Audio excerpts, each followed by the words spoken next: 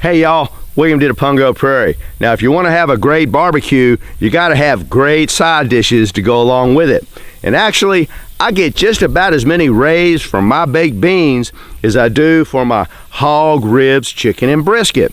Now I'm getting ready to fix up my world famous Pungo Prairie barbecued baked beans. And I'm going to show y'all how I fix them too. So don't go nowhere, cause you don't want to miss this.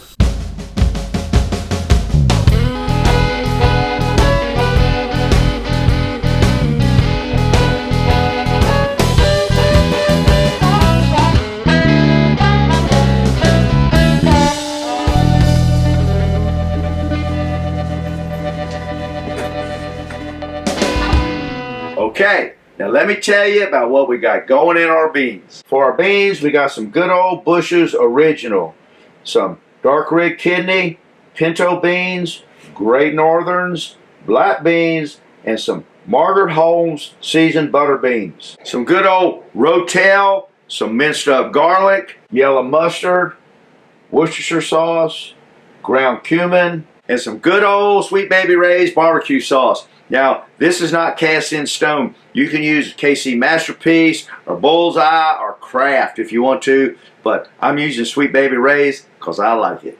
We're going to dice up some nice sweet green bell peppers, some nice big yellow onions here, and some celery. We're going to throw in a few bay leaves, and we're going to chop up some nice fresh cilantro. Now, you know we got to have some brown sugar in there. I'm going with the dark. And you know you can't have barbecued baked beans without the bacon, and I'm going with a thick sliced hickory smoked hometown original. Let's get started. I'm going to start by dicing up our onions. Kind of going to get about a not too fine a dice on them. I want it to be a little bit on the chunky side. Right on in here to this full size full pan. Now with this full size full pan we got going on over here, we're going to use 2 of these large yellow onions. Go on with the second one.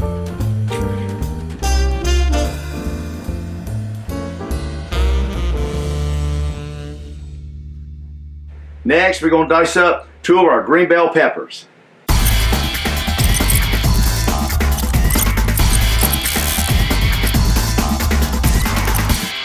If you don't like green bell peppers, use red ones or none at all. But they ain't my Pungo Prairie barbecue baked beans without them. Okay, next goes about 3 of these stalks of celery. Kind of slice them down a little bit where this thick part is in the bottom, so our chunks aren't too big.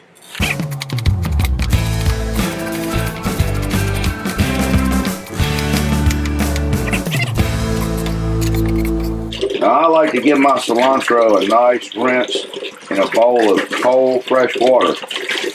That helps to get all that sand and grit out of there, falls to the bottom of the bowl, better than just rinsing it like so. And after we've rinsed our cilantro, I'm just going to roll it up nice in these paper towels. Let it soak up that extra water and crisp up a bit.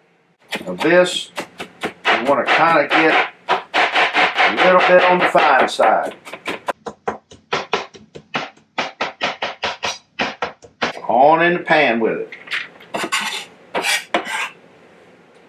Now we're going to dice up a pound of our bacon. We're going to do this in about 3 sections. Just like so.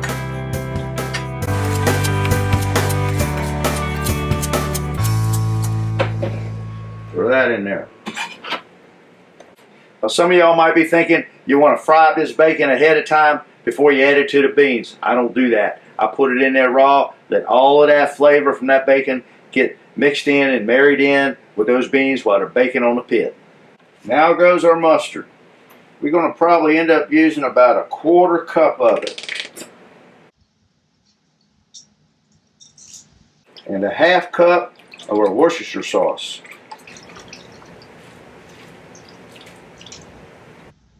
Maybe a little extra. because this is some good stuff right here now. And next goes our Sweet Baby Rays. About a good, generous 1/2 to 3/4 cup of that. And about 3/4 cup of our brown sugar. I'm just going to start blending all that in there together. Just like so. Now we're going to add 2 cans of our Rotel Chunky, which we've drained the excess liquid off.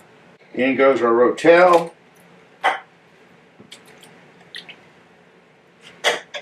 Spread that around in there.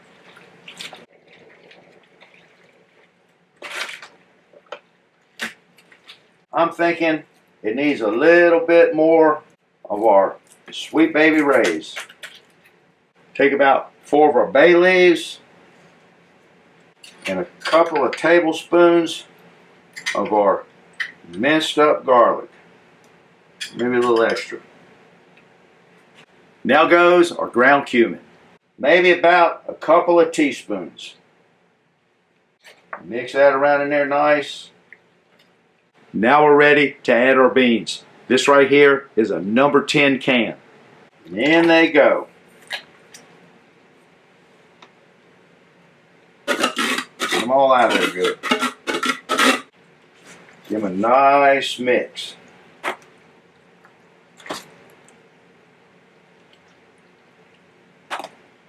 Next goes our can of black beans, our dark red kidneys, our Great Northerns, our pinto beans,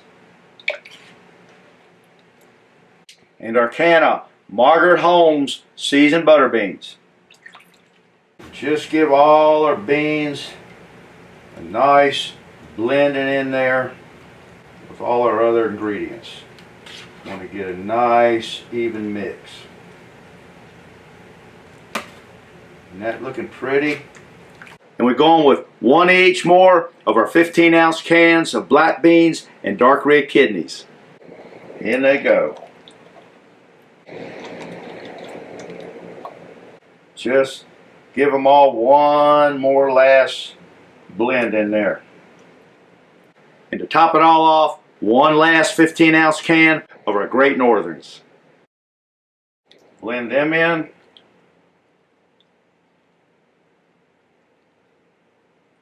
And that right there now, my friends, is a full pan of beans. And that's a beautiful kaleidoscope of flavor. Now I'm just going to take our full pan of beans here.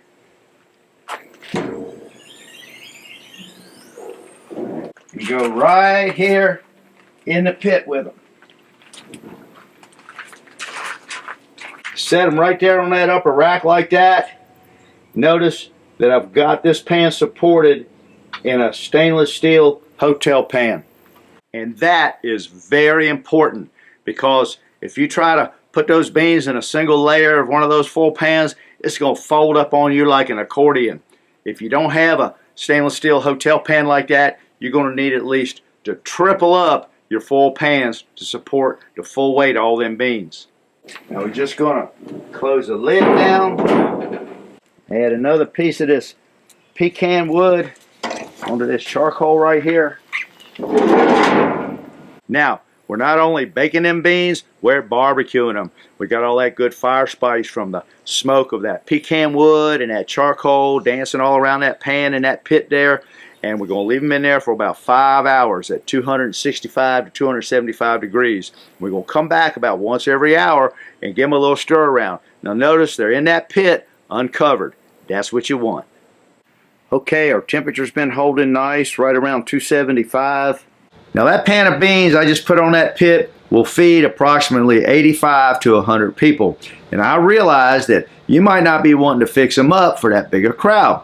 But all you got to do is adjust your ingredients proportionately, which I'll tell you more precisely about how to do when I post the recipe to my website, pungoprairie.com, because I know that sometimes you're only going to be wanting to feed about 25 to 30 people. or maybe just 10 to 15.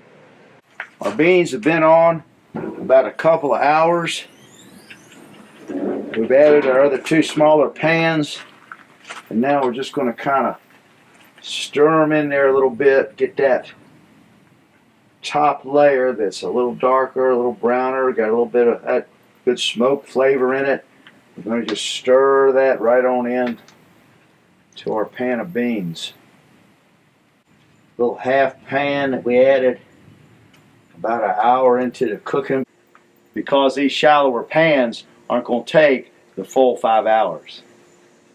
Lock the lid back down, add another chunk of that pecan, and keep on going with the program. Okay, it's been about 5.5 hours. Are those beans looking right or what? Have about 3.5 hours on that shallower pan right there, and about 3 hours on that little quarter pan. That's what I'm talking about. Now we got our beans off the pit. I took that big pan and dropped it off at the church where they were having a pig picking. Took the half pan and dropped it off at my sister's house because she's got a crowd in, and I'm keeping this quarter pan for my own little barbecue feast right here on the Pungo Prairie. Just gonna set them down right there on that little butcher block. Scoop out a few of them and put in this little dish right here. Oh my goodness. Wish y'all could smell this. One more. Little bacon right on top. Set them down right here. Right next to that plate of barbecued ribs and whole pulled pork. And you know we gotta have some Pungo Prairie 9-day coleslaw and some of Captain Hush Puppy Jim Clark's Hush Puppies. Go along with them ribs and that good old barbecue sandwich we're fixing to make up. Pour some nice ice cold beer into that frosted mason jar.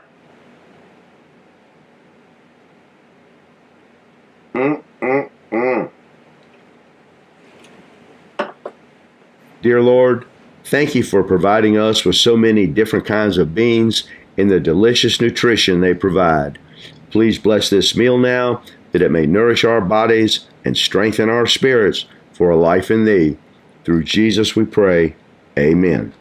Now you know I've been dying to dive into these. Get a little piece of that bacon there.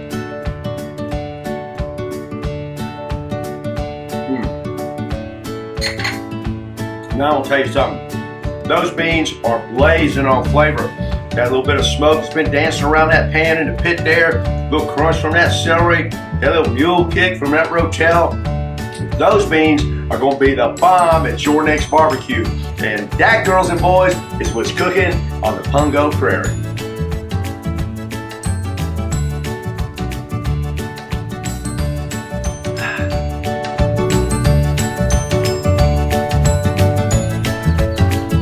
What do you think, Sandy? Will that feed a family of 5? I reckon it's how.